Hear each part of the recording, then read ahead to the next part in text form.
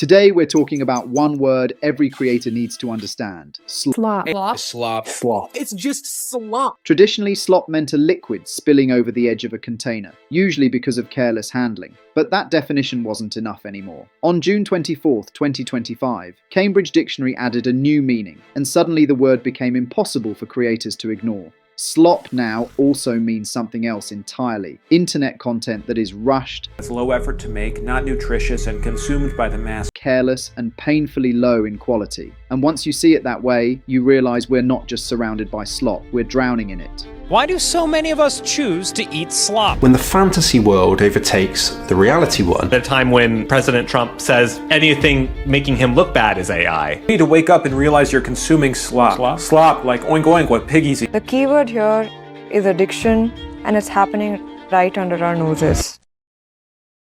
Welcome to the Social Billboard, and today we will be addressing the biggest query creators are asking right now: how to avoid contributing to the slop. It takes a lot of effort, time and heart to bring these videos for you, so kindly hit that subscribe button.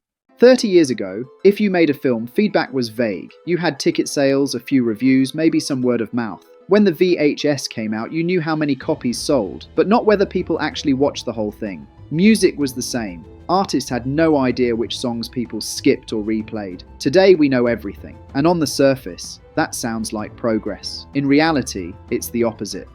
Now we know the exact second a viewer clicks away. We know what they skip. We know which thumbnails get clicks and which ones don't.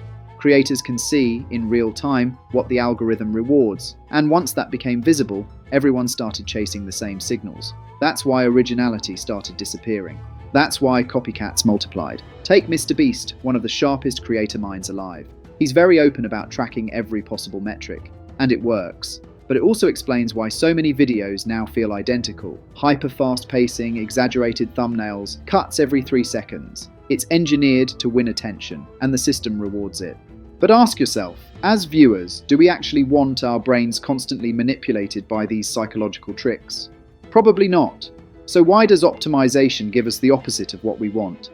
To understand that, you have to look at Charles Goodhart, a British economist who, in 1975, coined what's now known as Goodhart's law. When a measure becomes a target, it stops being a good measure. Engagement metrics were meant to show what people liked, but high engagement doesn't mean something is good. It just means it's optimized to keep you hooked. When creators optimize directly for the metric, they're no longer creating better work. They're just learning how to game the system. And this isn't new.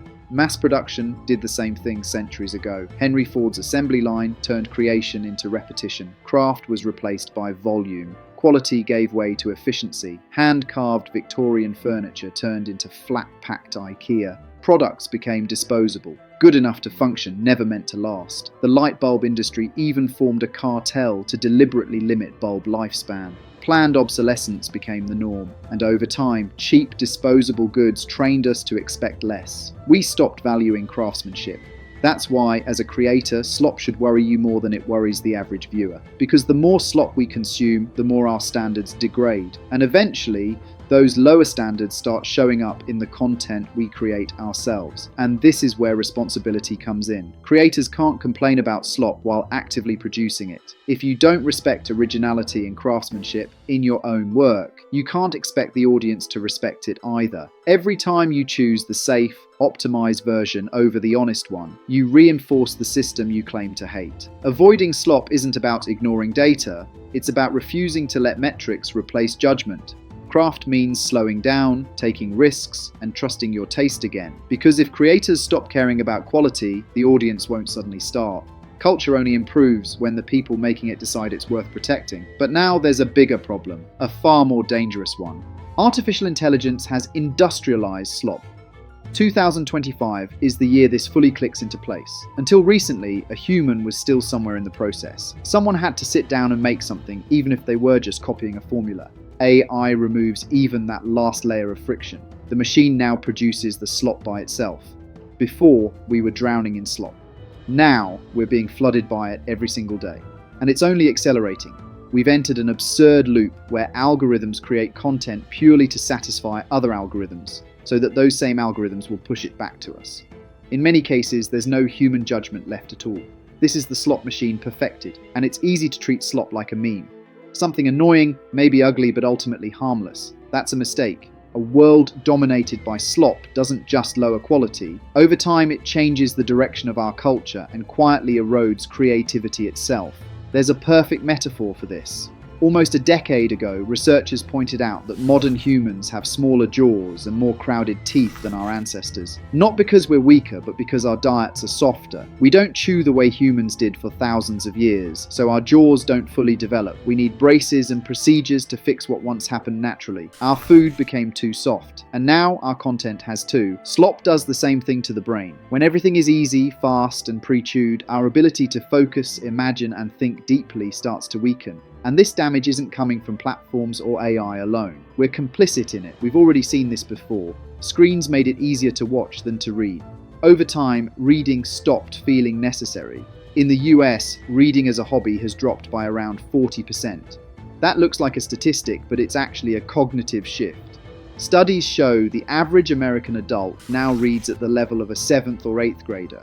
And people who read more tend to have larger brain regions linked to learning and abstract thought. Now the same thing is happening with content. Slop exhausts people. It fragments attention. It makes it harder to sit through a full film without reaching for a phone. And people are starting to feel it. That's why we're seeing pushback. Nearly half of Gen Z say they're actively trying to limit screen time.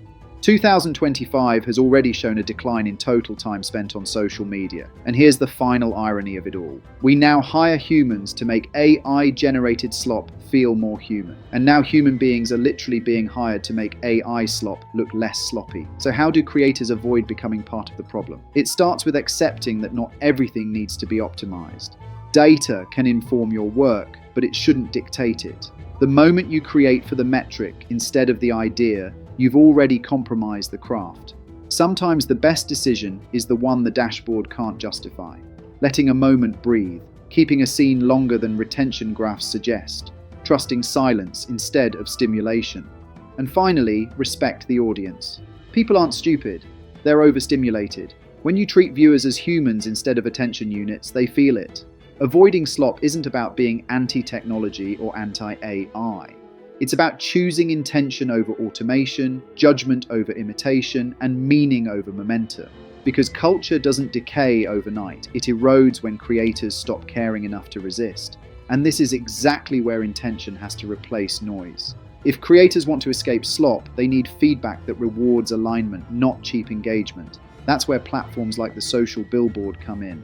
Instead of pushing you to chase trends or manipulate attention, it breaks down your trust score, shows how closely your audience actually aligns with your message, and highlights the gaps that might be quietly holding brands and long-term growth back. That kind of insight encourages better decisions, not louder ones. And in today's digital world, it's not about luck, it's about logic, alignment, and building something that lasts. Kindly subscribe to our channel and don't forget to click the bell icon.